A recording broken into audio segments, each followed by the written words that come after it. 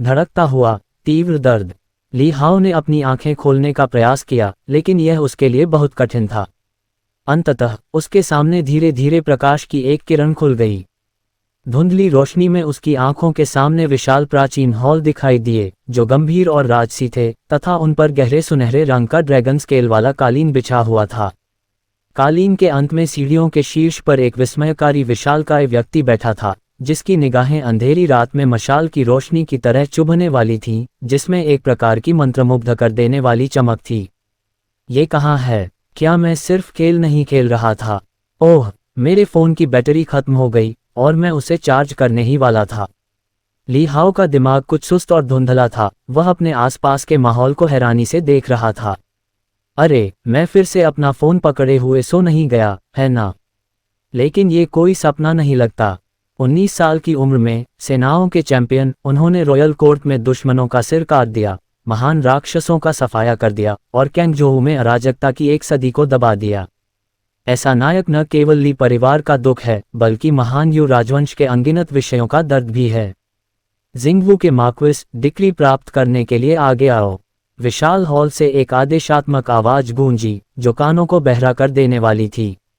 ली हाओ ने ऊपर देखने की कोशिश की और देखा कि कालीन के दोनों ओर सरकारी पोशाक पहने कई आकृतियां गंभीरता से खड़ी थीं।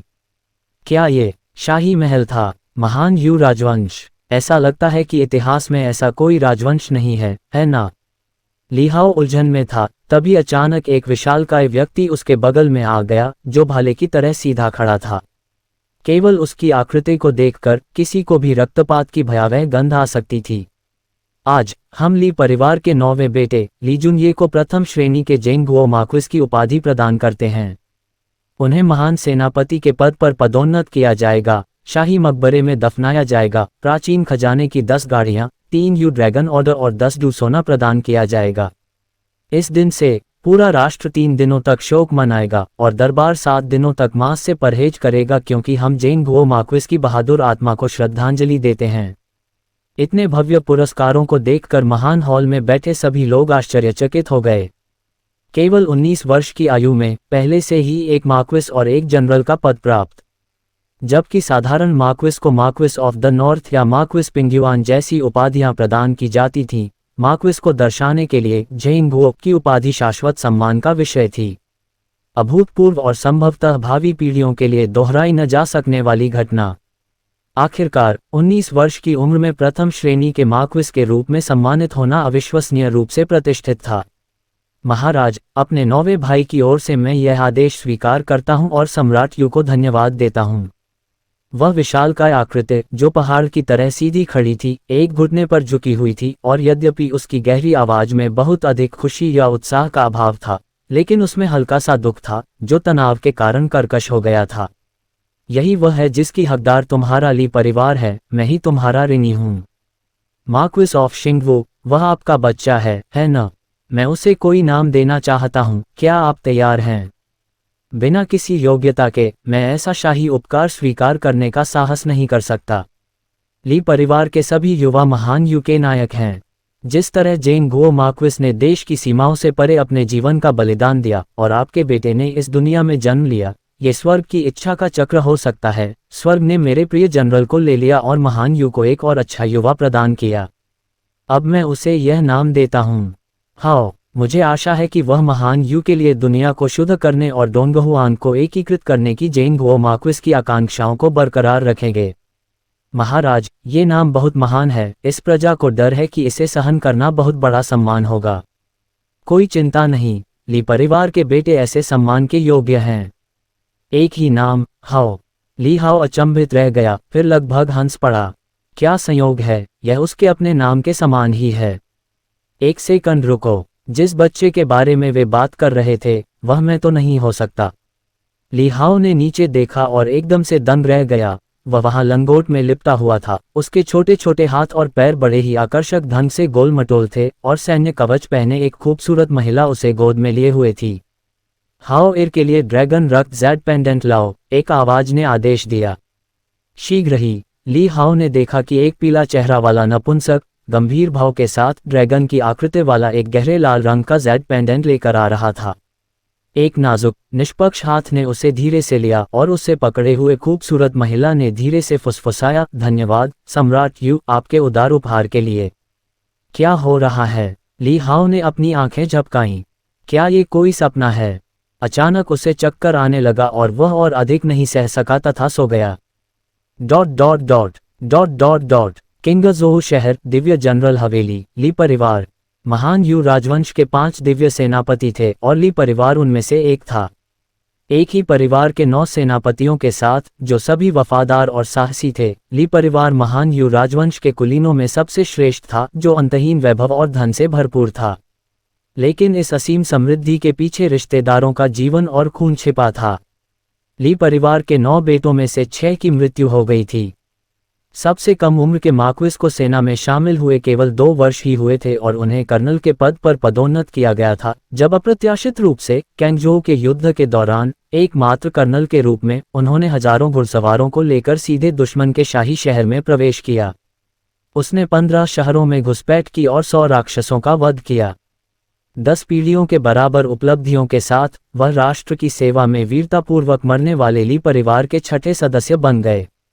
अब वीरता के मंदिर में अमर हो चुके वे सभी के द्वारा पूज्य और स्मरण किए जाने वाले व्यक्ति थे।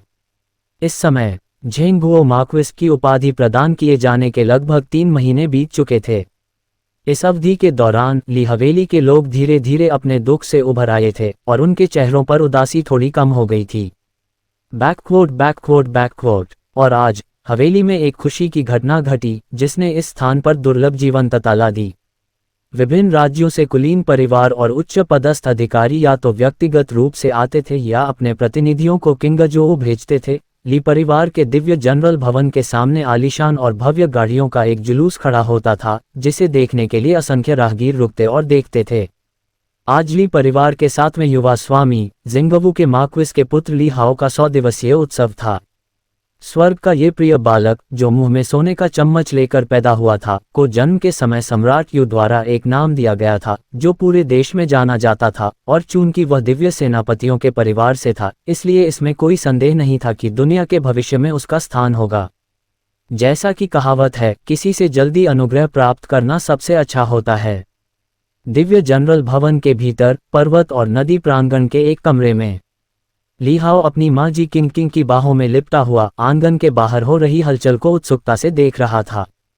कुछ ही महीनों में ली हाओ को यह समझ में आ गया कि वह सपना नहीं देख रहा था बल्कि देहांतरित हो गया था। यह कोई ऐतिहासिक राजवंश नहीं था बल्कि अल्पकालिक साम्राज्य था। वहाँ मार्शल, कलाकार, महान दानव, साथ ही तलवारबाज और मंदिर भी थे। सौभाग्य से महान यू राजवंश शक्तिशाली था, राक्षसों पर प्रतिबंध था और देश में घुसपैठ करने का साहस करने वाले लोग कम थे, इसलिए लोग काफी समृद्ध जीवन जी रहे थे और खुद जैसे उच्च स्तरीय परिवार में पैदा हुए व्यक्ति का तो कहना ही क्या। आने वाले दिन आशा से भरे थे। हाओएर, वास्तव में आपकी माँ नहीं चाहती थी कि आप ली परिवार में पैदा हो, क्या आप ये जानते थे? बाहर शोर जीवंत और उग्र था, लेकिन कमरे में जी किंग ने चिंतित भाव धारण किया और अचानक धीमी, शोकाकुल आवाज में कहा। ली हाओ ने आश्चर्य से अपनी माँ की ओर देखा। इस समय उसकी स्वर तंत्री पूरी तरह विकसित नहीं हुई थी और वह बोल नहीं सकता था। अगर वह बोल भी पाता तो भी वह ये नहीं पूछ पाता कि ऐसा क्यों, क्योंकि इससे युवती डरकर मर सकती थी। हालांकि जी किंग उन्हें काफी युवा लग रही थी, उनकी उम्र 20 के आसपास थी। लेकिन पिछले कुछ महीनों में मिली सावधानीपूर्वक देखभाल और गर्मजोशी ने उसे कुछ हद तक इस माँ जैसी छवि पर निर्भर बना दिया था। दरअसल तुम्हारी माँ ने तुम्हारे लिए पहले से ही एक नाम सोच रखा था, वह था लेपिंग, ली लेपिंग। माँ केवल यही चाहती है कि तुम खुश और सुरक्षित रहो, स्वस्थ होकर बड़े हो। दुनिया को एक करना और ऐसा ही कुछ, यह शाही परिवार का सपना है, ली परिवार का नहीं, और मेरा तो और भी कम। जी किंग ने धीरे से अपने आप से कहा। बाहर के रईसों के चापलूस चेहरों को देखकर उसे गर्व या खुशी महसूस नहीं हुई, बल्कि उसने उन्हें कुछ हद तक भयावह पाया।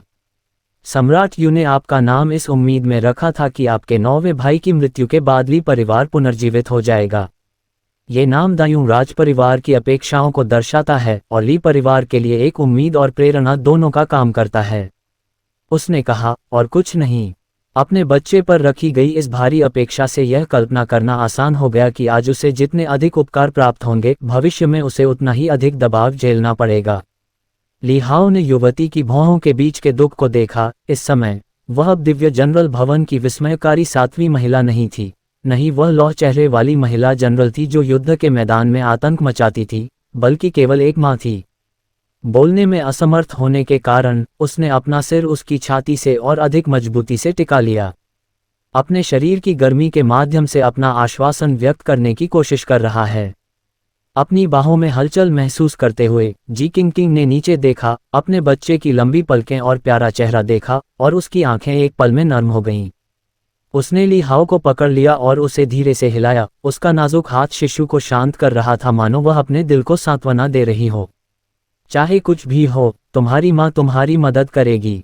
तुम्हारे पिता पहले ही अमर क्षेत्र में कदम रख चुके हैं और संभावना है कि तुम्हें वह शक्ति अपने भीतर ही मिल जाएगी। भविष्य में भले ही मार्शल आर्ट में आपकी प्रतिभा औसत दर्जे की हो, लेकिन आपके पिता ने जो शक्ति आपको दी है वह आपके पूर्वजों की युवा अवस्था की गति को पकड़ने के लिए पर्याप्त होगी और आप अपने साथियों से पीछे नहीं रहेंगे। भविष्य में चाहे कुछ भी हो जाए, माँ हमेशा तुम्हारे पीछे खड़ी रहेगी और किसी को भी तुम्हें नुकसान नहीं पहुंचाने देगी। उसने अपने आप से फुसफुसाया, 100 दिन का उत्सव शुरू होने वाला है, तुम यहाँ क्यों हो? उस समय जिंगबू के मजबूत मार्क्वेस आए। उनकी हथेली धीरे से जी किंग की कमर के चारों ओर लिपटी हुई थी और उन्होंने आश्चर्य से कहा, आप क्या सोच रहे हैं? खुश नहीं हैं? बिल्कुल नहीं। जी किंग ने अपनी भावनाओं को दबा लिया, मुस्कुराकर ऊपर देखा और अपने पति के साथ अपने सच्चे विचार साझा नहीं किए। वह जानती थी कि ली परिवार के पुरुष एकनिष्ठ स्वभाव के थे, युद्ध के मैदान में मरने में गर्व महसूस करते थे और अपने बच्चों के लिए उसकी अपनी कोमल भावनाएं अंततः दिव्य जनरल हवेली की 1000 साल की महिमा को पार नहीं कर पाएंगी। क्या सभी भाभियां आ गईं? वे सभी आ चुके हैं। वे सिर्फ तुम्हारा और हाओ एर का इंतजार कर रहे हैं। जिंगबू के मार्क्वेस ने ली हाओ की ओर देखा और उसके छोटे से सिर को रगड़ा, लेकिन उसकी खुरदरी हथेली ब्लेड की तरह थी, जिससे ली हाओ को अपनी आंखें घुमानी पड़ीं। क्या ये जिद्दी पिता थोड़ा और विनम्र नहीं हो सकता? जी किंग ली हाओ को पकड़े हुए विभिन्न प्रांगणों से आई महिलाओं और महोदयाओं से भरे दूसरे कमरे में दाखिल हुई और तुरंत ही आवाजों का एक झोंका गूंज उठा। ओह, हाओ एर बहुत सुंदर है, यहाँ तक कि वह बचपन के जिंगेर से भी ज्यादा सुंदर है। हाँ, शुआंगेर, अपने छोटे भाई को देखो, क्या वह प्यारा नहीं है? यो, वह अपनी छोटी आंखों से मुझे घूर रहा है। विभिन्न प्रांगणों की महिलाओं के अलावा उनके बच्चे भी मौजूद थे। सबसे छोटे, सिर्फ 1 या 2 साल के, वयस्कों के पैरों से चिपके हुए थे। उनकी उत्सुक आंखें गोल और चमकीली थीं जब वे ली हाओ को उसके लंगोट में देख रहे थे। बड़े बच्चे, जिनकी उम्र लगभग 5 या 6 वर्ष थी, अपनी उम्र से कहीं अधिक परिपक्व लग रहे थे। बिल्कुल भी शरारती नहीं थे, एक तरफ खड़े थे, ऊबे हुए लग रहे थे, फिर भी जल्दबाजी में जाने का साहस नहीं कर रहे थे। इस नए छोटे भाई में कोई दिलचस्पी नहीं दिखा रहे थे। आओ हाओ एर, 5वीं महिला को तुम्हें पकड़ने दो। एक खूबसूरत महिला ने ली हाओ को उठाया। उसका चेहरा स्नेह से भरा हुआ था और फिर आश्चर्य से बोली, ओह, क्या हाओ एर भूखी है? उसने अभी सुबह ही खाना खाया है। खूबसूरत महिला को कोई संदेह नहीं था और उसने सोचा कि ली हाओ भूखा है। जी किंग की प्रतिक्रिया सुनने के बाद उसने और चिंता नहीं की। उसने बस ली हाओ के छोटे गाल को हल्के से चुटकी काटी और खुशी से हंस पड़ी। अन्य महोदयाएं भी ली हाओ को चिढ़ाने के लिए इकट्ठा हो गईं और जब समय सही लगा तो उन्होंने एक के बाद एक अपने उपहार पेश करना शुरू कर दिया। जी किंग ने जल्दी से मना कर दिया, लेकिन उपहार मजबूती से उसके हाथों में थमा दिए गए। ये ऐसे खजाने थे जिन्हें पैसे से नहीं खरीदा जा सकता था। आज ली हाओ के 100 दिन के भोज में प्राप्त उपहारों ने पहाड़ और नदी के प्रांगण का आधा हिस्सा भर दिया था। वे सभी दुर्लभ और कीमती खजाने थे। उनमें से ली हाओ की कोमल छोटी कलाई पर उसे पकड़ने वाली महिला, 5वीं महिला द्वारा जैद जैसी सामग्री से बना एक कंगन रखा गया था, जिसने कहा कि इसका आत्मा पर पौष्टिक प्रभाव पड़ता है। ली हाओ, जो बकबक की आवाज़ों से परेशान था, उसे कुछ नींद आ रही थी। हालांकि कंगन पहनने के बाद उसने अपने छोटे से हाथ से अपने शरीर में शीतलता की धारा बहती हुई महसूस की, जिससे वह वास्तव में अधिक उत्साहित महसूस कर रहा था। उसकी तंद्रा दूर हो गई और उसके विचार तीव्र हो गए। उसने आंखें मूंद लीं और अचानक धुंधले अक्षर उसके सामने आ गए। जब वह देहांतरित हुआ था तब की अस्पष्टता की तुलना में जैसे जैसे महीने बीतते गए और उसका मस्तिष्क दिन प्रतिदिन विकसित होता गया, ये चरित्र धीरे धीरे स्पष्ट होते गए। और अब मानो किसी निकट दृष्टि वाले व्यक्ति ने चश्मा लगा लिया हो, सब कुछ एकदम स्पष्ट हो गया।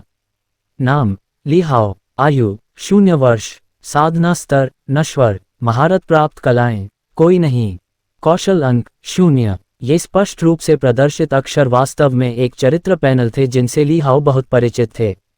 उन्होंने इसे परिचित इसलिए कहा क्योंकि उन्होंने इसे अपने पिछले जन्म में देखा था, लेकिन वास्तविकता में नहीं, बल्कि खेल में।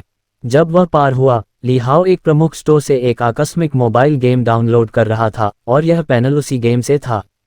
हालांकि अब एक अतिरिक्त विशेषता थी, खेती स्तर। उम्र और नाम के स्थान भी उसकी वर्तमान वास्तविक स्थिति में बदल गए थे, न कि उस अपरिवर्तनीय उपयोगकर्ता नाम में, मेमोरीज विद द विंड। जहां तक अंत में कौशल अंक की बात है, तो वे उसके लिए और भी अधिक परिचित थे। बाजार में उपलब्ध सामान्य साहसिक अन्वेषण और कार्ड आधारित थकाऊ मोबाइल गेम्स के विपरीत, ये गेम केवल मनोरंजन पर आधारित था।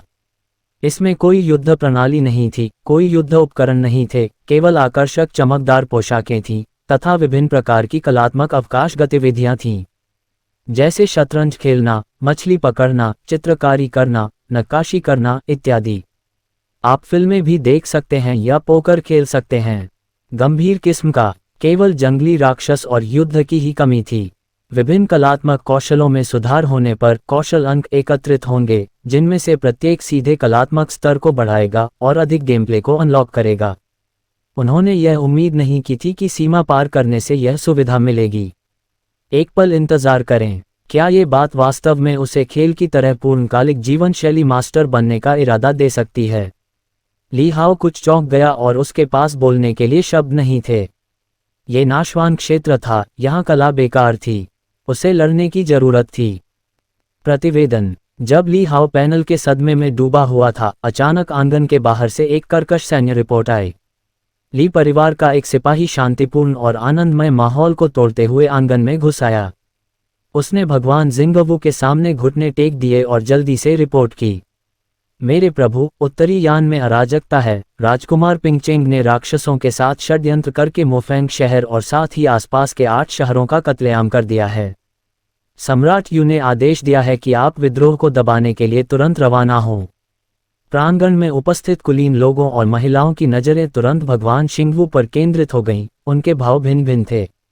ली हाओ अचानक सदमे से बाहर आया, वह कुछ हद तक आश्चर्यचकित था। अभी कुछ ही महीने हुए थे और युद्ध शुरू हो गया। लॉर्ड जिंगवू के चेहरे पर पहले मुस्कुराहट थी, लेकिन अब वह गंभीर और दृढ़ निश्चयी भाव लिए हुए था। उसकी आंखें ठंडी थीं और वह अपने सामने खड़े सैनिक को घूर रहा था, फिर धीरे से उठ खड़ा हुआ। कुछ ध्यान में आते ही उसने ली हाओ की ओर देखा और उसकी नज़र उसकी पत्नी से मिली।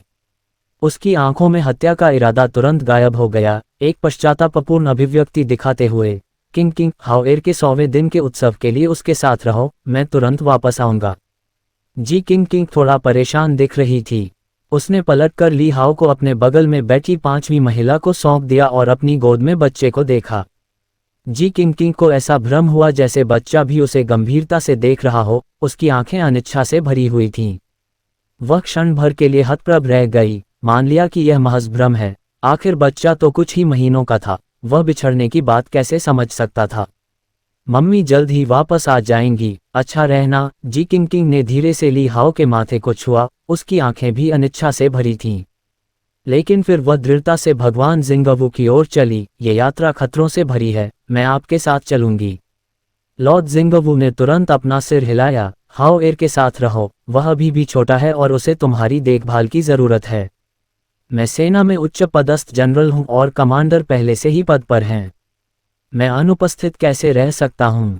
जी किंग की अभिव्यक्ति सख्त थी। राजकुमार पिंगचेंग चालाक है और कई वर्षों से धैर्यवान है। अब अचानक हमला करने से मुझे चिंता है कि इसमें कुछ और भी हो सकता है। मुझे अपने साथ चलने दो। लॉर्ड जिंगवू ने उसे घूर कर देखा, अपनी पत्नी के जिद्दी स्वभाव से वाकिफ, बिना किसी और अनुनय के आह भरते हुए कहा, ठीक है, तो हम हाओएर को बहनों और भाइयों की देखभाल में सौंपते हैं। हम जल्द से जल्द वापस आएंगे। तुम्हें सावधान रहना चाहिए। चिंतित दिख रही महिला ने कहा, हाओएर को हमारे पास छोड़ दो, चिंता मत करो। धन्यवाद भाभी। लॉर्ड जिंगवू मंद मंद मुस्कुराए, फिर मुने और आदेश दिया, घोड़ों को तैयार करो, फाजी कैंप के सैनिक इकट्ठा हो जाओ, मेरे पीछे आओ। सैन्य कुलीनों के परिवार में चीजें तेजी से आगे बढ़ती थीं और वे तुरंत तैनाती के आदी थे। दंपति ने जल्दी से सैनिकों की एक टीम को हवेली से बाहर निकाला और रात में उत्तरी यान सीमा शिविर की ओर तेजी से बढ़ गए। ये वर्षों से ली परिवार की अनेक लड़ाइयों का स्थल रहा है। वे इस इलाके, राक्षसों और विरोधियों से परिचित थे। ये ली परिवार द्वारा संरक्षित स्थान भी था। यही कारण है कि जी किंग उसका अनुसरण करने में दृढ़ थे। चून की प्रांगण में बहुत से लोग थे, इसलिए एक बात वह सार्वजनिक रूप से नहीं कह सकी, सम्राट यू को उत्तरी यान में विद्रोह की खबर उनसे पहले क्यों मिली। सर्दियों की शुरुआत में किंगजोऊ शहर ने पहली बर्फबारी का स्वागत किया। 100वें दिन के उत्सव को एक वर्ष से अधिक समय बीत चुका था और ली हाओ अब 1.5 साल का हो गया था। उनके माता पिता अभी भी उत्तरी यान में युद्ध के मैदान में थे और वापस नहीं लौटे थे। ली फैमिली आर्मी की गुप्त रिपोर्टों के अनुसार वहां लड़ाई गतिरोध में थी, जो एक दीर्घकालिक संघर्ष में बदल रही थी। इस पल 1.5 साल का ली हाओ पहाड़ और नदी के प्रांगण में अकेला खड़ा था। उसके छोटे छोटे हाथ उसकी पीठ के पीछे बंधे हुए थे, जैसे कोई छोटा वयस्क आसमान से गिरती भारी बर्फ को देख रहा हो।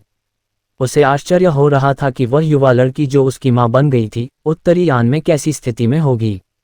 घर के नौकर चाकर और नौकरानियां अब युवा मालिक के कार्यों से आश्चर्यचकित नहीं थे।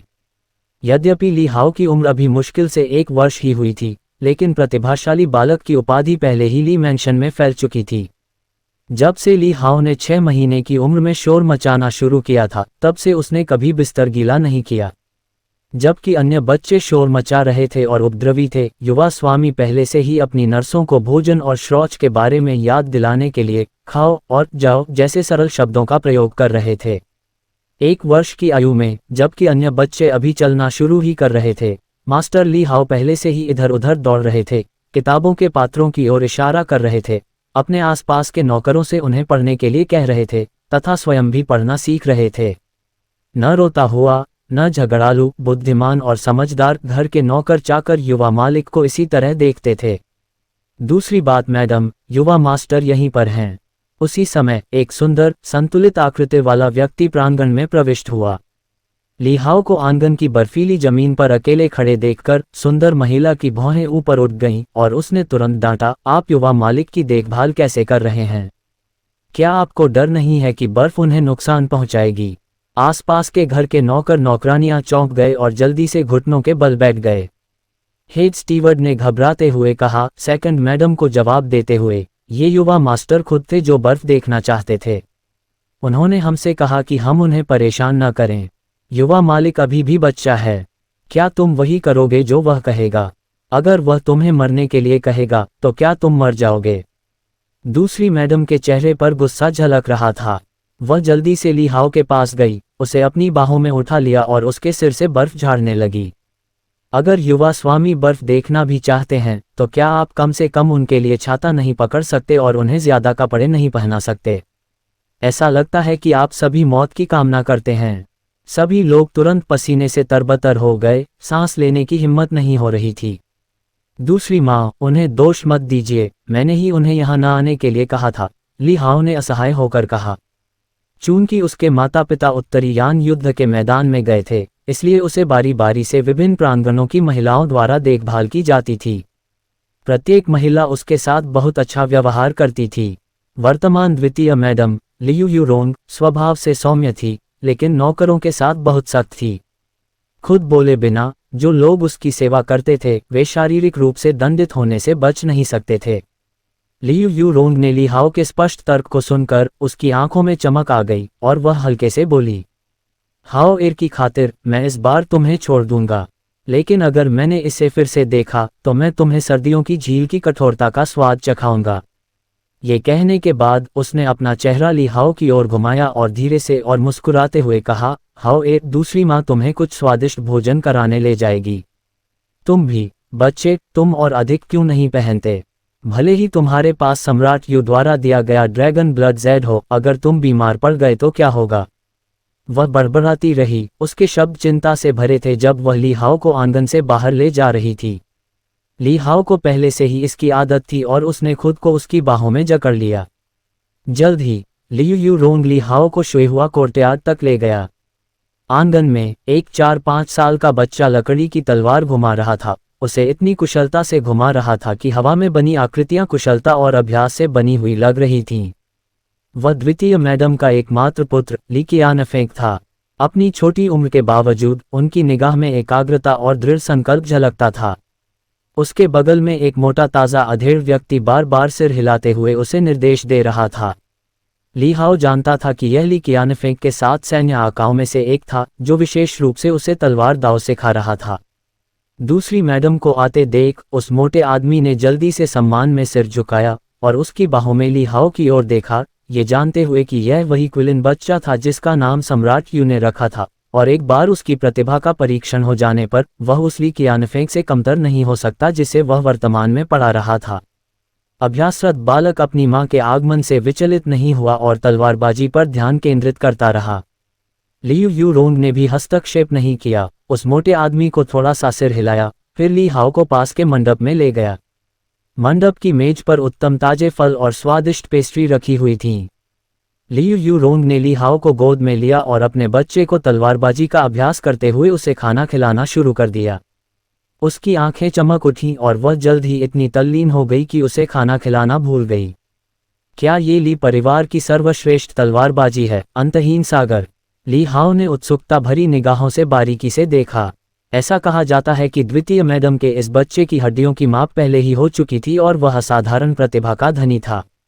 ली हाओ को आश्चर्य हुआ कि भविष्य में उसकी हड्डियों का माप क्या बताएगा। आंगन में 5 वर्षीय ली कियानफेंग ने सटीक चाल के साथ अभ्यास किया।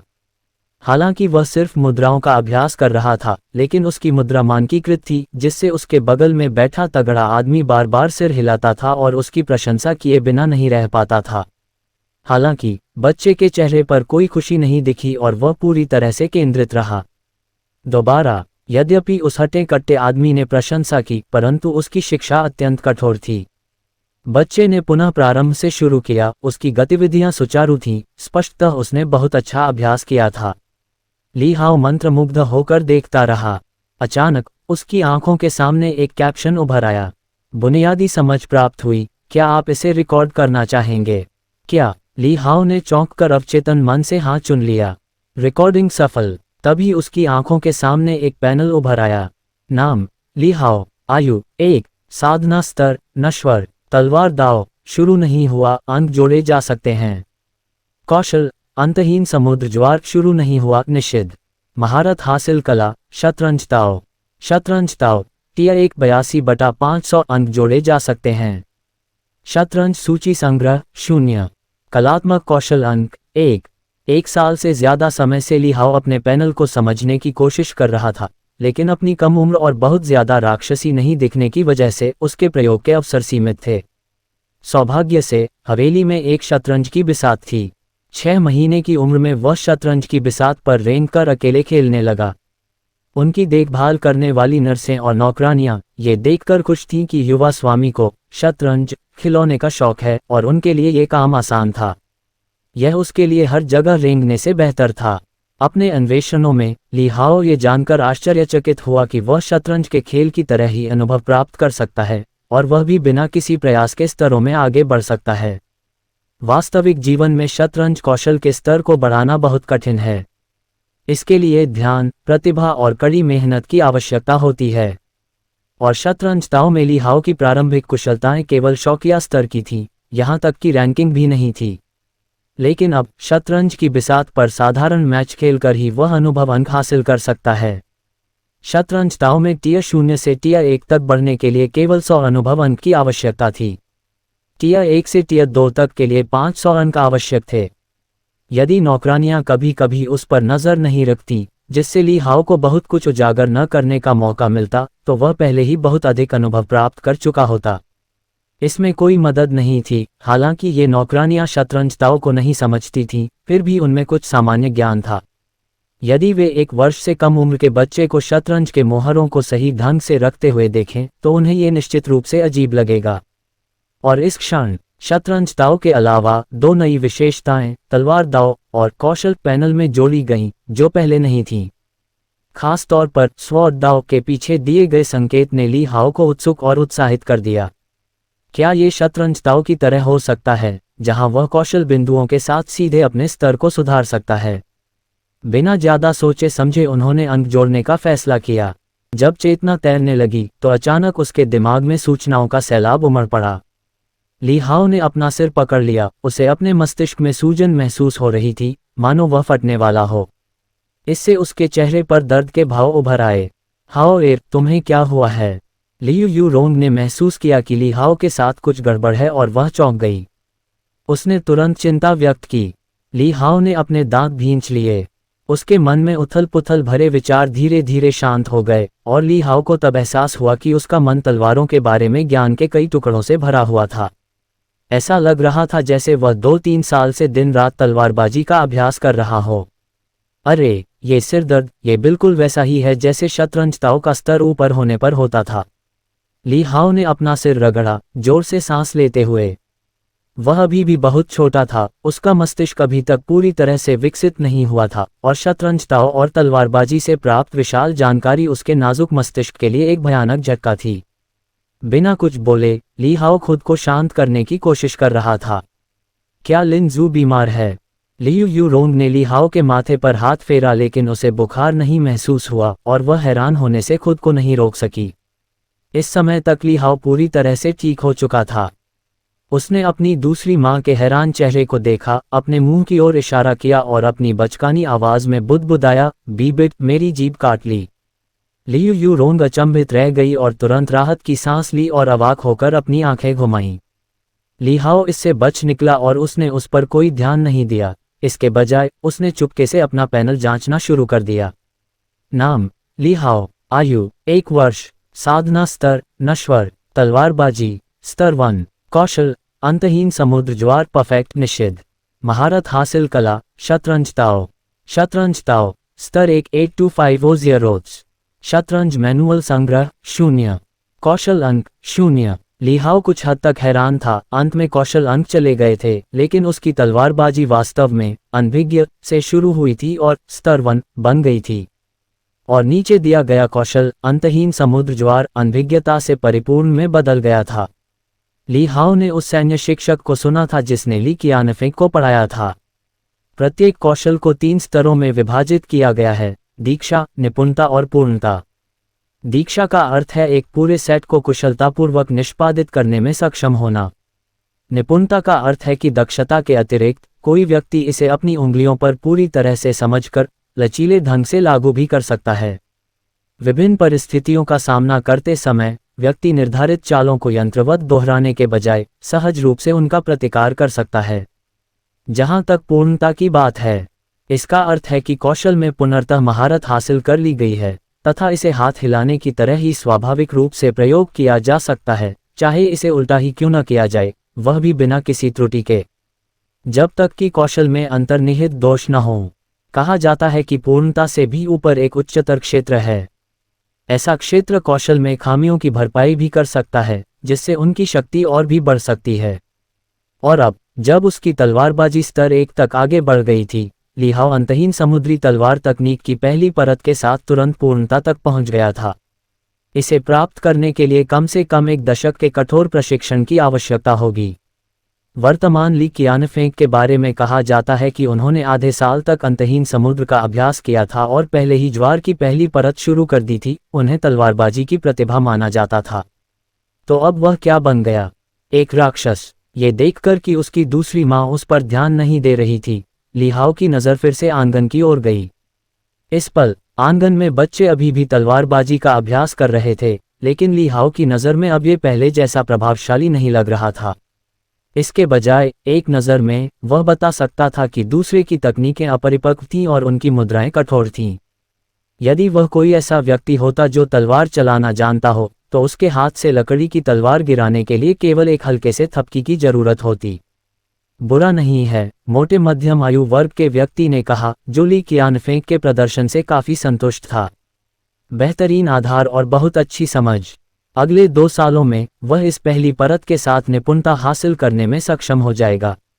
आपको पता होना चाहिए, ली कियानफेंग अभी भी एक बच्चा है, उसका मस्तिष्क अभी तक पूरी तरह से विकसित नहीं हुआ है, इसलिए यह पहले से ही काफ़ी उल्लेखनीय था। समय बीत गया। ली हाओ अपनी दूसरी माँ द्वारा खिलाए गए स्नैक्स खाते हुए देखता रहा। धीरे धीरे उसे थकान और ऊब का एहसास होने लगा। वह जम्हाई लेते हुए अपनी दूसरी माँ की बाहों में सिमट गया और धीरे से अपनी आंखें बंद कर लीं। ऐसा लग रहा था जैसे उसकी आंखों के सामने से कुछ गुजर रहा हो, लेकिन ली हाओ पहले ही सो चुका था। उसकी बाहों में धीमी सांसों की आवाज़ सुनकर लियू यूरोंग ने नीचे देखा। उसकी आंखों में जटिलता की झलक दिखाई दी, लेकिन जब उसने अपना सिर उठाकर अपने बेटे को बर्फीले आंगन में तलवारबाजी का अभ्यास करते देखा, तो उसकी आंखों की जटिलता गायब हो गई और उसकी निगाहें फिर से शांत हो गईं। वह उठ खड़ी हुई और ली हाओ को मंडप से बाहर ले गई, अपने पीछे के आंगन के बेडरूम में। उसने ली हाओ को धीरे से अपने बिस्तर पर लिटाया और उसे सावधानी से लिटा दिया। उसकी हरकतें इतनी कोमल थीं, मानो वह उसकी जन्मदात्री माँ हो। आधी नींद में लेटे ली हाओ को लगा कि उसका शरीर लेट गया है और वह थोड़ा अधिक सतर्क हो गया। उसे अपने सीने में गर्माहट महसूस हुई, वहां से हल्की गर्मी निकल रही थी। ये सम्राट यू द्वारा दिया गया ड्रैगन ब्लड जेड पेंडेंट था, जिसे वह हर समय पहनता था। यही कारण था कि वह बर्फीले यार्ड में बिना किसी ठंड के खड़ा रह सकता था। जैसे ही ली हाओ करवट बदलने और गहरी नींद में सोने वाला था, उसने अचानक कमरे के बाहर से एक धीमी आवाज़ सुनी। क्या तुमने सचमुच वह चीज़ बच्चे को खिलाई थी? एक अपरिचित आदमी की आवाज़ सुनाई दी। अब नौबत यहाँ तक आ गई है, मेरे पास कोई और विकल्प नहीं था। यह उसकी दूसरी माँ की आवाज़ थी, लेकिन यह नर्म और स्नेही नहीं थी, बल्कि उतनी ही ठंडी थी जितनी कि एक घरेलू नौकर के लिए होती है। आपने भी देखा, मेरा बेटा कितनी मेहनत कर रहा है और वह एक सदी में एक बार होने वाली प्रतिभा है। माउंट वुलियांग के लोग पहले ही उसे देखने आ चुके हैं और जब कियानफेंग 6 साल का हो जाएगा तो वे उसे माउंट वुलियांग में साधना के लिए ले जाएंगे। जब भविष्य में उसका दिव्य रक्त जागृत होगा तो उसे अपने पिता से मिली शक्ति विरासत में मिलेगी। वह निश्चित रूप से दुनिया भर में प्रसिद्ध हो जाएगा। मुझे उसके लिए रास्ता बनाना होगा। ली हाओ ने अपनी आंखें थोड़ी सी खोलीं, उसके दिमाग में उनिंदापन भरा कोहरा भ्रम से भर गया। दूसरी माँ किससे बात कर रही थी? हम अभी भी बच्चे की प्रतिभा को नहीं जानते, ये कार्य बहुत लापरवाही भरा है, गहरी आवाज वाले व्यक्ति ने आह भरते हुए कहा। दरवाजे के बाहर कुछ देर के लिए सन्नाटा छा गया। तभी लियू यूरोंग की आवाज पहले से भी अधिक ठंडी और थोड़ी उपहासपूर्ण हो गई। जैसा कि माता पिता अपने बच्चे को प्यार करते हैं, वे उसके लिए बहुत आगे की योजना बनाते हैं। मैं ऐसा नहीं करना चाहता था, लेकिन ली परिवार के लकड़ी के सिर मदद से परे हैं। अगर आपको दोष देना ही है तो बच्चे के पिता को दीजिए। जिंगबू का वह मार्क्विस कितना असाधारण था। दूसरों को शायद पता न हो, लेकिन मैं अच्छी तरह जानता हूं कि उसने 23 साल की उम्र में ही उस क्षेत्र में कदम रख दिया था। इसका मतलब यह है कि इसकी पूरी संभावना है कि उसका बच्चा भी दिव्य रक्त को जागृत कर सकता है। क्या? गहरी आवाज वाले व्यक्ति ने आश्चर्य से उत्तर दिया। 23 साल की उम्र में, और वह 3 अमर लोगों में कदम रख चुका है। ये सही है। ली परिवार के पूर्वज शक्तिशाली वंश के साथ दयु के संस्थापक दिव्य सेनापति थे। पिता ने पूर्वज की इच्छा के अनुसार उत्तराधिकार प्राप्त किया और वह भी वही थे, उसने पुष्टि की। पिछली पीढ़ी में कियानफेंग के पिता के अलावा जिंगबू का मार्क्विस एक राक्षस था, जैसे कि तीसरे, छठे और 9वें भाई थे। विशेष रूप से 9वां, जो और भी अधिक भयानक था। सौभाग्य से वह जल्दी मर गया और कोई वंशज नहीं छोड़ा। तीसरे भाई की पत्नी हमेशा उसके साथ रहती है और एक लड़की होने के नाते वह अंततः शादी कर लेगी, इसलिए यह कोई समस्या नहीं है। छठे भाई ने भी 3 अमर क्षेत्रों में जल्दी प्रवेश किया, लेकिन वह उसकी शादी के बाद हुआ। लियू यूरोंग ने ठंडे स्वर में कहा, केवल यही बच्चा कियानफेंग से मुकाबला कर सकता है। अन्यथा आपको क्या लगता है कि सम्राट यू ने उसे अपना आशीर्वाद क्यों दिया? भले ही भविष्य में उसकी मार्शल आर्ट प्रतिभा औसत दर्जे की निकले, लेकिन दिव्य रक्त के जागरण के साथ वह शीर्ष प्रतिभाओं के साथ प्रतिस्पर्धा कर सकता है।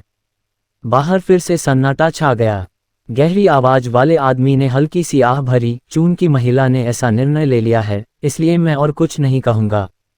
आपको चिंता करने की ज़रूरत नहीं है, ये दवा माउंट वुलियांग से आती है। इसे लेने के बाद यह कोई निशान नहीं छोड़ती है, नहीं इससे कोई दर्द होता है। मैंने इसे चीनी के साथ लेपित किया है, इसका स्वाद अजीब नहीं होगा। हालांकि वह अभी भी छोटा है, लेकिन ये कोई गहरी यादें नहीं छोड़ेगा क्योंकि बच्चों को पहले से ही बहुत सारी मिठाइयाँ पसंद होती हैं। इसके अलावा अगर यह पता चलता है कि वह भविष्य में दिव्य रक्त को नहीं जगा सकता है, तो यह निर्धारित नहीं किया जा सकता है कि हम किसी भी हस्तक्षेप के पीछे थे। दिव्य जनरल हवेली में कोई भी संदिग्ध हो सकता है। इसके अलावा उस क्षेत्र की रक्तरेखा में हर समय 100% जागृति की गारंटी नहीं होती। हो सकता है कि बच्चे में ये गुण ही न हो। इस पर लियू यूरोंग ने तिरस्कारपूर्वक हंसते हुए कहा, इसके लिए उत्तरी यान युद्धों का धन्यवाद। जी किंग जिंगवू के मार्क्विस के प्रति इतनी गहरी वफादार थी, उसने युद्ध के मैदान में उसका पीछा किया जिससे हमें यह अवसर मिला। अन्यथा अगर हम बच्चे के कुछ साल बड़े होने और उनके लौटने तक इंतजार करते तो मार्शल गार्ड गुप्त रूप से उस पर नजर रखते, जिससे कार्रवाई करना मुश्किल हो जाता। आदमी ने कोई जवाब नहीं दिया, बस धीरे से आह भरी। कुछ ही देर में उनके कदम धीरे धीरे लुप्त हो गए। कमरे के अंदर ली हाओ अब पूरी तरह से जाग चुका था। उसका दिमाग घूम रहा था, अविश्वास हो रहा था। दूसरी माँ उसे नुकसान पहुंचाने जा रही थी। हर दिन का सुरक्षात्मक और देखभाल करने वाला रवैया, क्या ये सब झूठ था? ली हाओ इस बात पर विश्वास करने से हिचकिचा रहा था, लेकिन वास्तविकता उसके सामने थी। यद्यपि वह ये नहीं समझता था कि दिव्य रक्त क्या है, द्वितीय माता अपने बच्चे के लिए रास्ता साफ करने की इच्छा रखते हुए उसे एक बाधा के रूप में समझती थी और इस प्रकार उसे नष्ट करने का निर्णय लेती थी। ली हाओ के चेहरे पर गंभीरता थी, उसकी मुठ्ठियां कसकर बंद थीं। कोमल मुस्कान ने उसे सुरक्षा की झूठी भावना में डुबो दिया था। अगर दूसरी माँ का व्यवहार ऐसा था तो बाकी लोगों का क्या? और कौन ईमानदार था? वह यहाँ केवल 1.5 साल से था, लेकिन इन महिलाओं द्वारा देखभाल किए जाने के कारण ली हाओ के मन में कुछ भावनात्मक लगाव विकसित हो गया था। हालांकि अब ये सब एक भ्रम जैसा लग रहा है। क्या ये किसी प्राचीन कुलीन परिवार का आंतरिक कलह था? उसने अपने छोटे से हाथ से अपने शरीर को छुआ। अपनी छाती में हल्की गर्मी के अलावा उसे और कुछ महसूस नहीं हुआ, और यह गर्मी भी ड्रैगन ब्लड जेड पेंडेंट से थी। उसकी माँ ने कहा था कि उसके अंदर उसके पिता की ताकत है, लेकिन अब वह चली गई है। ली हाओ ने अंधेरे में अपना छोटा हाथ कसकर पकड़ लिया और भविष्य में बदला लेने की कसम खाई। वसंत ऋतु शरद में बदल गई। पलक झपकते ही ली हाओ 3 साल का हो गया। आजकल वह अपना ज्यादातर समय पहाड़ और नदी के आंगन में बिताता था। अलग अलग आंगनों से महिलाओं द्वारा लाए गए भोजन के प्रति सावधान रहते हुए वह कभी कभी नखरेबाजी का नाटक करता और उसे अस्वीकार कर देता, एक मनमौजी बच्चे की तरह व्यवहार करता। धीरे धीरे आंगन में काम करने वाले नौकरों को ये बात समझ में आ गई कि युवा मालिक अपने खाने पीने को लेकर बहुत ज्यादा चिंतित रहता है। 3 साल का दिव्य जनरल भवन में यह एक महत्वपूर्ण युग था। सामान्य परिवार 7 या 8 साल की उम्र में या यहाँ तक कि किशोरावस्था में ही मार्शल आर्ट का प्रशिक्षण शुरू कर देते हैं। कुछ लोग जो पहले से ही शारीरिक रूप से विकसित हैं, उनमें छिपी हुई प्रतिभा हो सकती है, फिर भी वे अपने पारिवारिक परिस्थितियों के कारण सर्वोत्तम प्रशिक्षण अवधि के दौरान छूटे अवसरों के कारण बड़ी सफलता प्राप्त नहीं कर पाते हैं। एक मार्शल आर्ट परिवार के रूप में दिव्य जनरल मेंशन में सबसे कठोर प्रशिक्षण पद्धतियां थीं, जिसमें कबीले के बच्चे छोटी उम्र से ही इसकी नींव रखते थे। 3 पर फाउंडेशन की स्थापना, 4 बजे खून पिघलना, 5 बजे अस्थि परीक्षण, 6 बजे तक औपचारिक प्रशिक्षण का समय हो जाता था। एक क्षण भी व्यर्थ नहीं जाता था। साधना के पथ पर हजारों लोग आगे बढ़ने का प्रयास करते हैं, और प्रायः पहले से आगे रहने का अर्थ होता है हर कदम पर आगे रहना। खेती की योग्यता का परीक्षण 5 वर्ष की आयु में किया जाना था। यदि हड्डियां अच्छी तरह से विकसित हों और मज्जा समृद्ध और ठोस हो, तो 5 साल की उम्र में अस्थि परीक्षण के बाद प्रशिक्षण शुरू किया जा सकता है। लेकिन दिव्य सामान्य भवन की गहन गहराई और जल्दबाजी न करने के अपने विश्वास के साथ उन्होंने 6 साल से औपचारिक प्रशिक्षण शुरू करने का निर्देश दिया, ताकि शरीर को भविष्य में सुचारू साधना के लिए बढ़ने और ठोस होने के लिए 1 और वर्ष का समय मिल सके। यहाँ तक कि ली कियानफेंग जैसे असाधारण प्रतिभा वाले व्यक्ति ने भी इसका अनुसरण किया, जो अस्थि परीक्षण के बाद प्रशिक्षण लेने में सक्षम थे, लेकिन फिर भी वे केवल 6 साल की उम्र में ही माउंट वुलियांग पर चढ़ पाए। यदि प्रतिदिन तलवारबाजी का अभ्यास किया जाए तो भी यह मार्शल आर्ट की समझ विकसित करने के लिए केवल बुनियादी बातें ही थीं, इसे वास्तविक साधना नहीं माना जाता था। तथा जो औसत प्रतिभा वाले या विलंबित विकास वाले हैं, वे 6 वर्ष की उम्र में भी प्रशिक्षण शुरू नहीं कर सकते, क्योंकि उन्हें विकास के लिए और अधिक वर्षों की आवश्यकता होगी, जो 7, 8 या 9 वर्ष हो सकते हैं। हालांकि मार्शल आर्ट योग्यता बढ़ाने के लिए दिव्य जनरल हवेली में अनगिनत कीमती दवाइयों के साथ हवेली का सबसे खराब मामला अभी भी 8 साल की उम्र में साधना शुरू हुआ। मैंने सुना है कि यह मामला समय से पहले जन्म और जन्मपूर्व चोट के कारण हुआ था, जिसके कारण ऐसा परिणाम सामने आया। एक धूप वाले दिन दिव्य जनरल हवेली ने ली हाओ को उसकी स्थापना में मदद करने के लिए एक सैन्य बलवान को पर्वत और नदी प्रांगण में आने की व्यवस्था की। यह एक छोटा और मोटा मध्यम आयु वर्ग का आदमी था, जिसकी त्वचा सांवली थी, फिर भी उसने एक लहराता हुआ नीला लबादा पहना हुआ था। उसका नाम लिन हेक्सिया था, जो किसी लड़की जैसा लगता था। ली हाओ ने बाद में उसे अंकल लिन कहा। लिन हेक्सिया के साथ एक छोटी लड़की भी वापस आ रही थी। वह ली हाओ के लगभग बराबर उम्र की थी, बस 2 महीने छोटी। ऐसा कहा जाता है कि वह जिंगवू के मार्क्विस के एक साथी की अनाथ थी, जो सुदूर उत्तरी यान युद्ध के मैदान में लड़ा था। लड़की के पिता ने दुर्भाग्य का सामना करने से पहले अपनी छोटी बेटी को जिंगवू के मार्क्विस को सौंप दिया था, और मरने से पहले दोनों ने शिशु अवस्था में ही सगाई करने पर सहमति व्यक्त की थी। ली हाओ इस अचानक सगाई के बारे में अवाक था। ठीक है, आप अपनी लड़ाई लड़िए, और यदि आप कभी वापस नहीं लौटते तो भी कोई बात नहीं, लेकिन इतना बड़ा मामला है, क्या किसी ने मेरी राय पूछी? अपनी चिड़चिड़ाहट के बावजूद ली हाओ ने अपनी संचित नाराजगी इस छोटी लड़की पर नहीं निकाली। इसलिए पर्वत और नदी प्रांगण के विशाल विस्तार में अब ली हाओ के अलावा एक और छोटी आकृति थी। उस छोटी लड़की का नाम बियान रुक्स्यू था, और उसके चेहरे की बनावट नाजुक और सुंदर थी। उसकी त्वचा चीनी मिट्टी की गुड़िया की तरह गोरी और कोमल थी।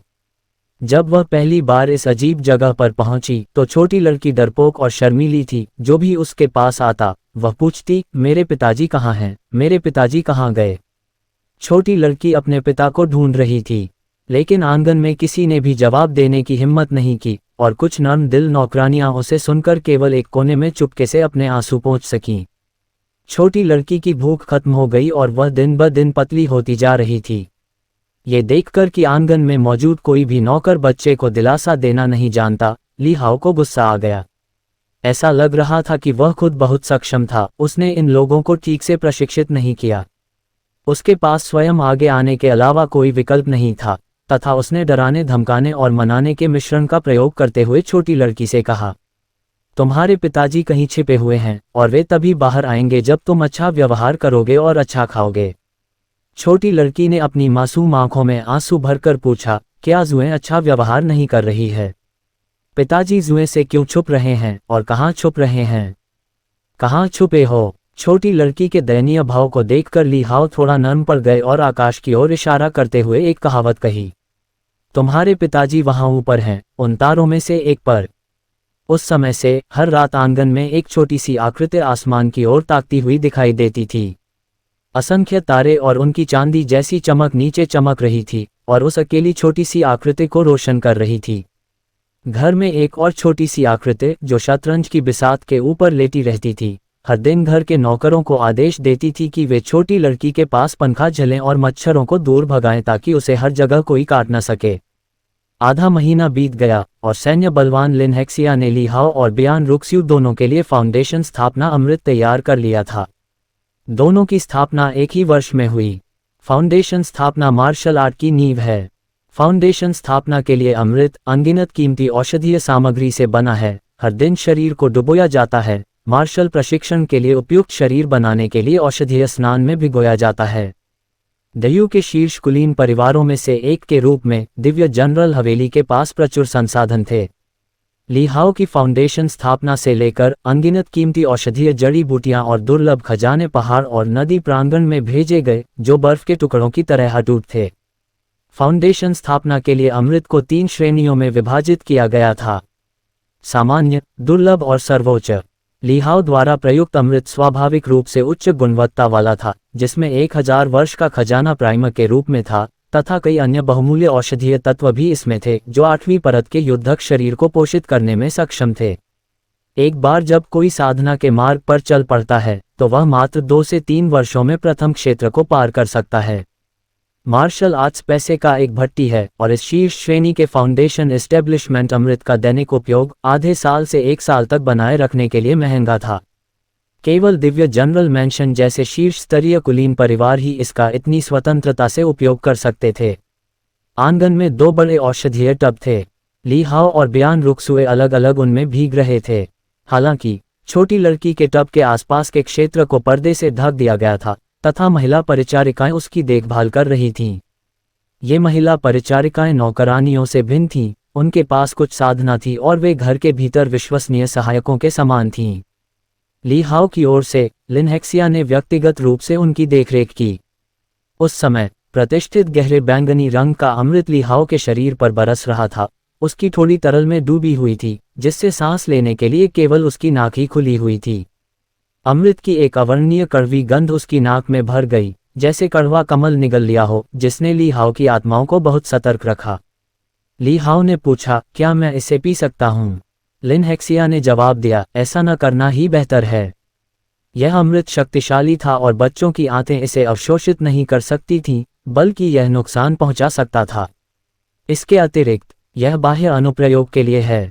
जैसे ही ली हाओ अपना ध्यान केंद्रित कर रहा था, अचानक उसकी आंखों के सामने पाठ की एक श्रृंखला प्रकट हुई।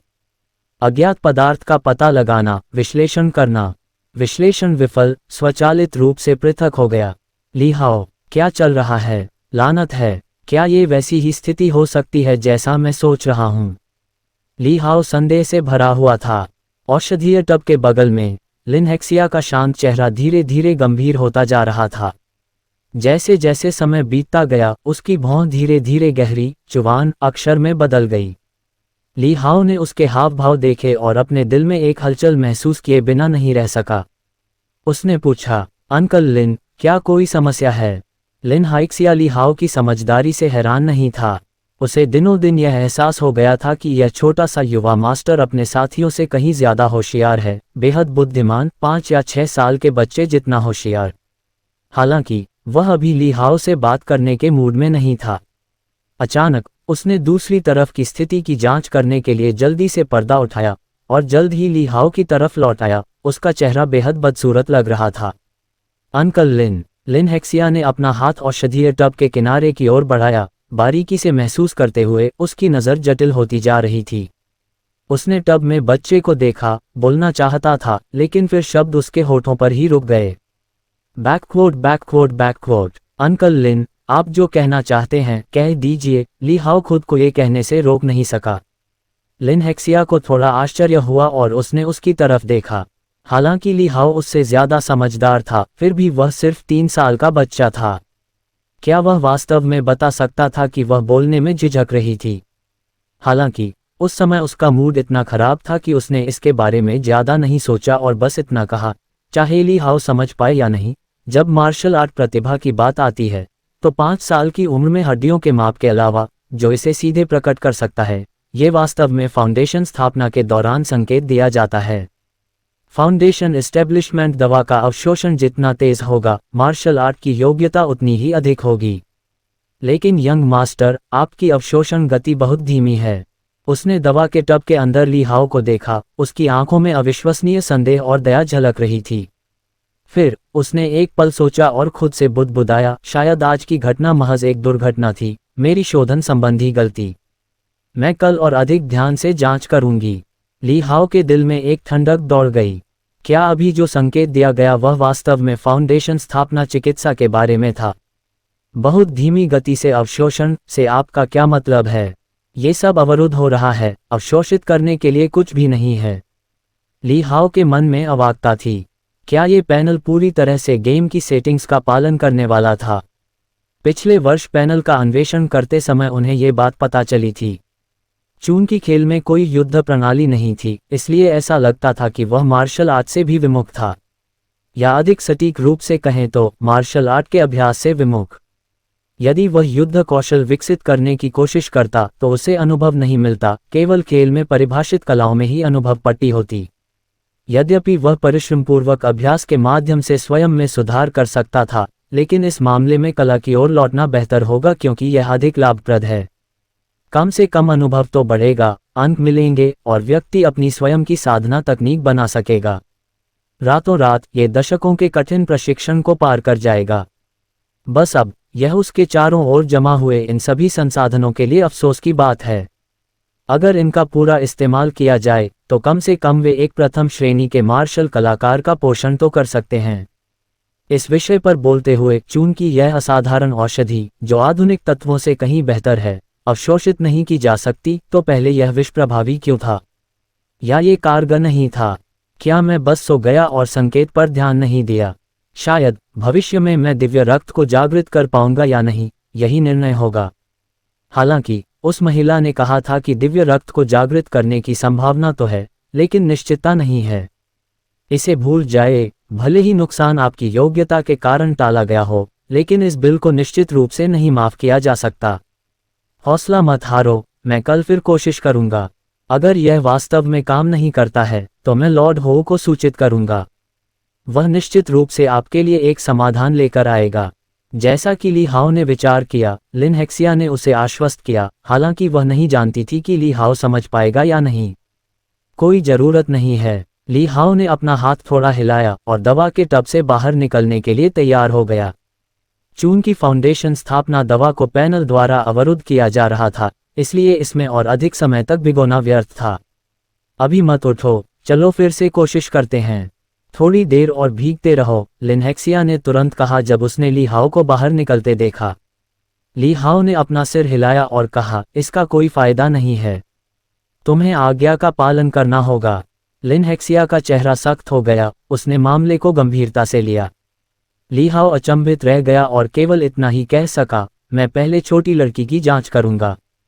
बोलते बोलते उसने पर्दा उठाया और छोटी लड़की के दवा के टब के पास आया और तुरंत देखा कि फाउंडेशन एस्टेब्लिशमेंट की दवा जो उसमें डाली गई थी, जो उसके टब के समान ही थी, अब लगभग साफ पानी बन गई थी, जो बैंगनी रंग से बदल गई थी, जिसमें धुंध की तरह केवल हल्के बैंगनी तरल की कुछ बूंदें अभी भी बह रही थीं। भाई हाओ, बयान रुक्स्यू ने दवा के टब से ली हाओ की ओर हैरानी भरे भाव से देखा। वह विवेक को समझने के लिए बहुत छोटा था, उसके चेहरे पर बस अज्ञानता का भाव था। अंकल लिन, छोटी लड़की की अवशोषण गति को देखते हुए आप उसकी प्रतिभा को कैसे आंकेंगे? ली हाओ ने पीछे मुड़कर नहीं देखा और अपने पीछे खड़े लिन हेक्सिया से पूछा। लिन हेक्सिया उदास और हैरान महसूस कर रही थी, लेकिन जब उसने ये सुना तो वह खुद को हंसने से नहीं रोक सकी। एक ही उम्र का होने के बावजूद ये छोटा सा लड़का हमेशा जुए के सामने बहुत गंभीर लगता था। उसकी अवशोषण गति बहुत अच्छी मानी जाती है। लिन हेक्सिया ने पहले ही जांच कर ली थी और अब उसकी आंखों में कुछ भावनाएं झलक रही थीं। यदि 4 वर्ष की आयु में रक्त पिघलना सुचारू रूप से हो जाता है, तो 5 वर्ष की आयु में अस्थि मापन के समय तक दिव्य जनरल भवन के शीर्ष संसाधनों के साथ उसका योद्धा शरीर बहुत आसानी से 8वीं परत तक पहुंच सकता है, और शायद 9वीं परत तक भी, जिससे वह शीर्ष विलक्षण लोगों में शुमार हो जाएगी। 9वीं परत। ली हाओ हैरान था। लिन हेक्सिया घर के युवा मालिक के साथ धैर्य से पेश आई, चाहे वह कितना भी समझदार क्यों न हो। चून की बच्चे ने पूछा था, इसलिए उसे अस्थायी शिक्षक के रूप में काम करते हुए जवाब देना चाहिए। लिन हेक्सिया की विस्तृत व्याख्या सुनने के बाद ली हाओ को अंततः समझ आ गया। ये पता चला कि आधार स्थापना, रक्त पिघलना तथा अस्थि मापन, इन सभी को संयुक्त रूप से तीसरी, छठी तथा 9वीं परत के रूप में जाना जाता है। फाउंडेशन स्थापना चिकित्सा 3 परतों में विभाजित है, रक्त पिघलकर 6 परतों में, और अस्थि मापन योग्यता 9 परतों में। प्रथम से तृतीय स्तर तक का शारीरिक गठन सामान्य योग्यता वाला होगा तथा निम्न श्रेणी का माना जाएगा। चौथी से छठी परत तक की शारीरिक संरचना अभिजात वर्ग में मानी जाएगी, जिसे मध्यम श्रेणी का माना जाएगा। 7वीं परत को पहले से ही प्रतिभा कहा जाता है। 8वीं परत पूरे प्रांत में नाम कमा सकती है। 9वीं परत का शरीर पहले से ही सबसे उच्च कोटि का मार्शल आर्ट संविधान है, जो अद्वितीय प्रतिभाओं के स्तर का है। ऐसे उच्चस्तरीय संविधान के साथ क्षेत्रों को तोड़ना खाने पीने जितना आसान होगा, और वे आम तौर पर चौथे और 5वें क्षेत्र तक पहुंच सकते हैं। जहां तक उच्चतर क्षेत्रों की बात है, तो प्रतिभा के अतिरिक्त व्यक्ति को कुछ अन्य तत्वों की भी आवश्यकता होती है, जैसे उसकी अपनी समझ, दृढ़ता, भाग्य, अवसर आदि।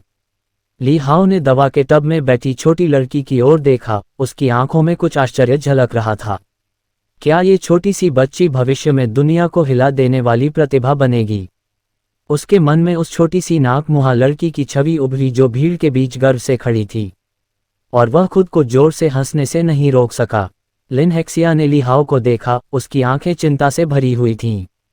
सचमुच वह बच्चा था, वह होशियार लग रहा था, लेकिन आखिरकार वह केवल 3 साल का था। आज जो कुछ हुआ उसकी गंभीरता उसे अभी भी समझ में नहीं आई। इस बात की संभावना बहुत कम थी कि फाउंडेशन स्थापना चिकित्सा में कोई समस्या थी, और इसका मतलब ये भी था कि वह मार्शल आर्ट में अक्षम हो सकता था और साधना करने में असमर्थ हो सकता था।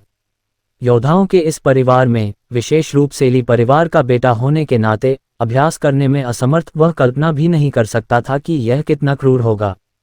1 घंटा। बयान रुकसुए का औषधीय टब पूरी तरह से साफ हो गया, जिसमें औषधीय द्रव की एक भी बूंद शेष नहीं थी।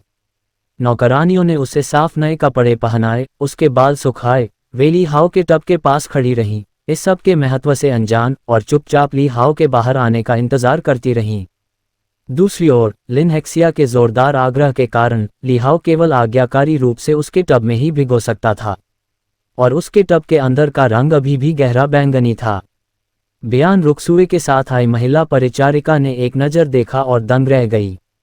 जैसे ही 1 और घंटा बीता, घर के अन्य नौकर नौकरानियों ने भी यह खबर सुनी। वे दौड़े दौड़े वहां पहुंचे और सभी स्तब्ध रह गए। वे दिव्य सामान्य भवन के भीतर रहते हुए स्वाभाविक रूप से समझ गए कि इसका क्या अर्थ है। इस समय उन्होंने एक दूसरे की ओर देखा, एक दूसरे की आंखों में आकाश गिरता हुआ देखा। मार्शल आर्ट के महान मार्शल का बेटा, मार्शल आर्ट का अभ्यास करने में असमर्थ। ये ली परिवार का रक्तवंश था। यह मामला बिल्कुल अविश्वसनीय था, लेकिन सच्चाई उनकी आंखों के सामने थी। पूरा प्रांगण शांत था, और जल्द ही कुछ नौकर घबराकर इधर उधर भागने लगे, और कुछ ही देर में रंग बिरंगी आकृतियों का एक बड़ा समूह पर्वत और नदी प्रांगण में आ गया। विभिन्न प्रांगणों की महिलाएं वहां आ गई थीं। वे टब के चारों ओर एकत्र हो गईं और पास के नौकरों से ली हाओ के नहाने की अवधि के बारे में जानने लगीं। सभी को इस बात पर विश्वास करना कठिन हो रहा था। लियू यू रोंग भीड़ में खड़ी थी, उसका दिल तेजी से धड़क रहा था। क्या ये वह दवा हो सकती है? लेकिन उसने यह नहीं सुना था कि दवा का इतना गंभीर दुष्प्रभाव होगा। उसका दिल बेचैन हो गया, लेकिन उसका चेहरा अभी भी शांत था, और उस पर तुरंत ही तत्परता और दुख के भाव प्रकट हो गए। इस बीच टब में जीने की इच्छा से रहित चेहरे वाले ली हाओ ने भी दूसरी मैडम के शानदार अभिनय को देखा, और उनकी आंखों में ली हाओ ने वास्तविक घबराहट का एक निशान भी देखा। दूसरी मैडम, वह तो डर गई होंगी, है न? ली हाओ मन ही मन मुस्कुराया। जैसे ही प्रांगण में शोर बढ़ने लगा, मुख्य महिला ने सख्ती से सभी को वहां से चले जाने का आदेश दिया, केवल विभिन्न प्रांगणों की महिलाओं को पीछे छोड़ते हुए उन्हें चेतावनी दी कि यह बात किसी को नहीं बतानी चाहिए। लिन हेक्सिया ने जब देखा कि फाउंडेशन स्थापना द्रव में कमजोरी के कोई लक्षण नहीं दिख रहे थे, तो वह भी बहुत निराश हो गया। इसे धीमा भी नहीं कहा जा सकता। उसने एक भयानक शारीरिक संरचना के बारे में सोचा और कांप उठा।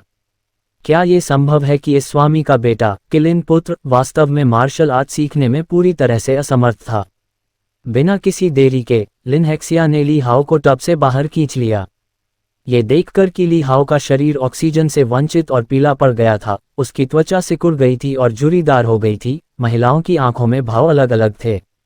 उन्हें पता चला कि ली हाओ पहले से ही 6 घंटे से पानी में डूबा हुआ था, लेकिन फाउंडेशन स्थापना द्रव में कोई परिवर्तन नहीं दिखा, जिससे मामले की गंभीरता उजागर हुई।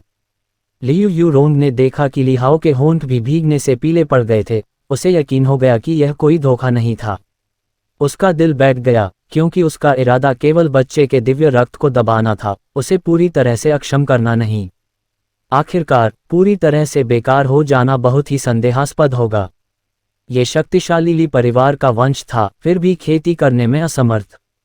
यदि बाद में कारण की जांच की जाए तो सबसे पहले संयम प्राप्त करने वाली प्रमुख महिला थी, जिसने तुरंत लिन हेक्सिया को हाओ एर की अच्छी देखभाल करने का निर्देश दिया और अपने परिचारिका को ली हाओ के कमजोर शरीर को पोषण देने के लिए कुछ गर्म सूप लाने का आदेश दिया। ... अगले दिन लिन हेक्सिया ने फाउंडेशन स्थापना तरल पदार्थ के 2 टब तैयार किए। ली हाओ और बयान रुक्स्यू को अलग अलग भिगोने दिया। लिन हेक्सिया ने ली हाओ को नहाते समय ध्यान से देखा। ली हाओ को असहाय महसूस हुआ कि यह व्यर्थ था, औषधीय सामग्रियों की बर्बादी थी, लेकिन दूसरे पक्ष का विरोध करने में असमर्थ होने के कारण उसे अनुपालन करना पड़ा। उन्होंने अनुमान लगाया कि स्थिति स्पष्ट होने में अधिक समय नहीं लगेगा। फिर वही फॉन्ट प्रॉम्प्ट सामने आया जो कल दिखाई दिया था।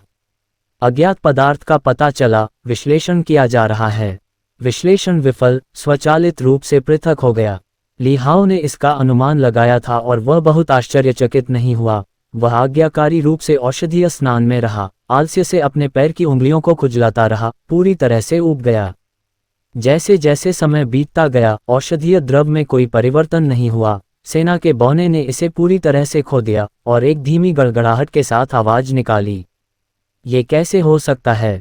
लिन हेक्सिया ली हाओ से अधिक भावुक, अधिक अविश्वसनीय लग रहा था। वह टब के चारों ओर चक्कर लगाता रहा, अपना सिर थपथपाता रहा और बुदबुदाता रहा, द्रव सही है, ये गलत नहीं हो सकता। क्या ये हो सकता है? भगवान का बच्चा वास्तव में खेती करने में असमर्थ है। ये ली परिवार का वंश था। ली हाओ को ज्यादा परेशानी नहीं हुई क्योंकि उसके पास पैनल था और वह इन तरल पदार्थों पर निर्भर हुए बिना भी मजबूत हो सकता था। लेकिन अपने शिक्षक को इतना दुखी देखकर उसे कुछ दोषी महसूस हुआ और उसने सांत्वना देते हुए कहा, चाचा लिन, कोई बात नहीं, आप इतने दुखी मत होइए। ये सुनकर लिन हेक्सिया कांप उठी। उसने टब में लेटे छोटे बच्चे की ओर देखा। अचानक उसकी आंखों से आंसू बहने लगे। बच्चे, तुम नहीं जानते कि तुम्हारा क्या हश्र होने वाला है। बच्चे की आशावादी और स्पष्ट आंखें देखकर लिन हेक्सिया को लगा कि उसका दिल टूट गया है। कमांडर का इकलौता बेटा, क्या उसका ऐसा भविष्य होगा? फिर भी वह इस बारे में कुछ नहीं कर सका। ली हाओ की स्थिति के संबंध में वह केवल एक ही संभावना के बारे में सोच सकता था, जन्मजात अवरुद्ध मेरिडियन। वह एक मानक मार्शल आर्ट अमान्य शरीर था। यदि ये किसी साधारण परिवार में घटित हुआ होता तो ये सामान्य बात होती, क्योंकि 10 में से 8 या 9 सामान्य लोग ऐसे ही होते हैं, जो कोई विशेष दुर्लभ घटना नहीं है। लेकिन ये ली परिवार है, एक ऐसा परिवार जो पीढ़ी दर पीढ़ी सच्चे ड्रैगन पैदा करता है। यहाँ तक कि ली परिवार के बच्चों में से जो सबसे कम प्रतिभाशाली हैं, वे भी दूसरों की तुलना में श्रेष्ठ हैं। उन ली परिवार के सच्चे ड्रैगनों का उल्लेख नहीं करना चाहिए, जिनमें से प्रत्येक दुनिया में एक प्रसिद्ध व्यक्ति है। और उसके सामने बच्चा। लिन हेक्सिया अवाक रह गई और उसका गला भर आया, यहाँ तक कि वह, जो बिना रंग बदले युद्ध के मैदान में लाशों के पहाड़ और खून के समुद्र को सीधे देख सकती थी, अब इस बच्चे को देखने की हिम्मत नहीं कर सकी। वे स्वच्छ, पवित्र आंखें हृदय विदारक थीं। ये सब ठीक है, ये सब ठीक है। ली हाओ ने यह देखकर कि यह आदमी वास्तव में उसके लिए दुखी था और दिखावा नहीं कर रहा था, उसे भी थोड़ा अच्छा लगा। वह औषधीय टब से उठ खड़ा हुआ और अपनी पतलून की टांग को खींचकर उसे कुछ सांत्वना देने की कोशिश करने लगा। ... फाउंडेशन एस्टेब्लिशमेंट एलिक्सिर का दूसरा प्रयास असफल घोषित किया गया। ये खबर पूरे दिव्य जनरल भवन में तूफान की तरह फैल गई, जिससे ये तथ्य पुख्ता हो गया कि ली हाओ साधना नहीं कर सकता। ली परिवार की महिलाएं और घरेलू नौकर सभी हैरान रह गए और उन्हें यकीन ही नहीं हुआ। अगले दिनों में ली हाओ ने औषधीय अमृत में भिगोना बंद कर दिया और लोग एक के बाद एक उसके शरीर की जांच करने के लिए आए, लेकिन वे सभी अपना सिर हिलाते हुए चले गए। ली हाओ ने भी उनकी बात सुनने का अवसर लिया और उन्हें पता चला कि उनकी नज़र में उनकी स्थिति को मार्शल आर्ट से विकलांग शरीर माना जाता था। इस शरीर को साधना के लिए पूरी तरह से अयोग्य नहीं कहा जा सकता। यह अत्यंत कठिन होगा। अमृत या बाह्य ऊर्जा को अवशोषित करने में असमर्थ कोई भी व्यक्ति मामूली उपलब्धि प्राप्त करने के लिए केवल आत्म प्रशिक्षण पर ही निर्भर रह सकता है, और कोई केवल दूसरे क्षेत्र तक ही प्रशिक्षण ले सकता था। इससे बाहर निकलने के लिए स्वर्ग और पृथ्वी की ऊर्जाओं के साथ संवाद करना आवश्यक था। इस प्रकार द्वितीय क्षेत्र ही सीमा थी। ऐसा लग रहा था कि यह खबर उत्तरी यान के युद्ध क्षेत्र तक भी पहुंच गई थी और कुछ ही समय बाद एक जरूरी पारिवारिक पत्र 1000 मील दूर भेजा गया। पारिवारिक पत्र में दी गई जानकारी ने एक बार फिर दिव्य जनरल भवन को हिलाकर रख दिया। मार्शल दंड के देवता पहले ही 3 अमर लोकों तक पहुंच चुके थे। पत्र में महान महिला से आग्रह किया गया था कि वे हाओ एर को न छोड़ें, चाहे वह कितना भी कड़वा या कठिन क्यों न हो, उन्हें उसे मार्शल आर्ट का अनुसरण करने के लिए मजबूर करना होगा। भले ही यह अभी शुरुआत ही थी, भविष्य में दिव्य रक्त के जागरण के साथ वह अभी भी एक अंतर पैदा कर सकता था। हालांकि उसके पास एक प्रतिभाशाली व्यक्ति बनने की क्षमता नहीं थी, लेकिन कम से कम वह सेना में एक सेंचुरियन का पद प्राप्त कर सकता था। इस तरह वह ली परिवार के बेटे के नाम को भी सार्थक बनाएगा। महान महिला का नाम सुश्री हे था, जिसका नाम हे जियानलान था। हे जियानलान, जो 60 वर्ष से अधिक की थी लेकिन दिखने में केवल 40 वर्ष की थी, ने परिवार का पत्र पढ़ने के बाद धीरे से आह भरी। हाओ एक दुर्भाग्यशाली है और यह सब उस घृणित महिला की वजह से है। कोई नहीं जानता था कि वह जिस घृणित महिला की बात कर रही थी वह कौन थी। ... अगले दिनों में ली हाओ को ऐसा महसूस हुआ जैसे वह सामान्य दिनों में लौट आया हो। फाउंडेशन एस्टेब्लिशमेंट अब आवश्यक नहीं था और जब वह 4 वर्ष का हो गया तो उस पर रक्त पिघलाने का प्रयास करने की योजना बनाई गई। इस तरह ली हाओ के पास हर दिन कुछ भी करने को नहीं था, इसलिए उसके पास गुप्त रूप से शतरंज खेलने के लिए और भी अधिक समय था और उसका अनुभव तेजी से बढ़ रहा था। ली हाओ के विकलांग मार्शल आर्ट शरीर की खबर किसी तरह लीक हो गई और हवेली से बाहर भी फैल गई। किंगजोउ शहर में शराबखानों और रेस्तराओं में अचानक चर्चा के अतिरिक्त विषय सामने आने लगे, लेकिन अधिकांश लोगों ने इसे महज कहानीकार की नौटंकी समझा, वास्तव में इस पर विश्वास नहीं किया। आखिरकार वह ली परिवार का बेटा था। हालांकि दरबार में ली परिवार के कुछ दुश्मनों का ध्यान इस बात पर तुरंत गया।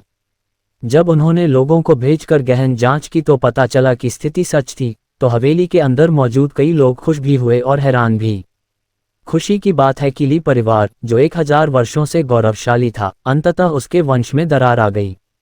लेकिन ये जानकर आश्चर्य हुआ कि मार्शल पनिशमेंट के भगवान ने अपनी शक्ति इतनी गहराई से छिपाई थी, 3 अमर लोगों को प्राप्त किया था और अब उसे प्रकट कर रहे हैं। सौभाग्य से उनके बेटे के पास विकलांग मार्शल आर्ट का शरीर था, अन्यथा भविष्य में वह एक और ली जुने बन सकता था। ... पलक झपकते ही ली हाओ 4 साल का हो गया। 1 वर्ष के अथक प्रयास के बाद ली हाओ ने शतरंज ताओ के दूसरे चरण में सफलतापूर्वक प्रवेश किया। उसी समय उन्होंने एक नया कौशल बिंदु अर्जित किया।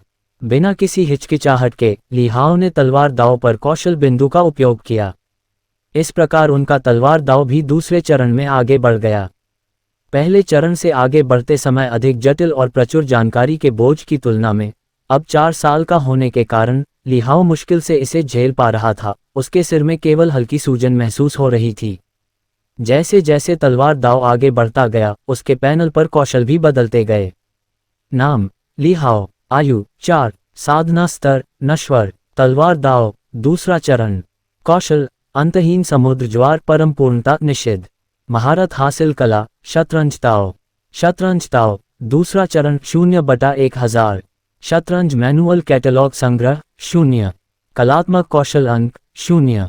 हालांकि अब जब शतरंज ताओ दूसरे चरण में आगे बढ़ चुका था, ली हाओ को एहसास हुआ कि अब वह अकेले अपने खिलाफ खेलकर अनुभव अर्जित नहीं कर सकता, उसे प्रतिस्पर्धा करने के लिए दूसरों को ढूंढना होगा।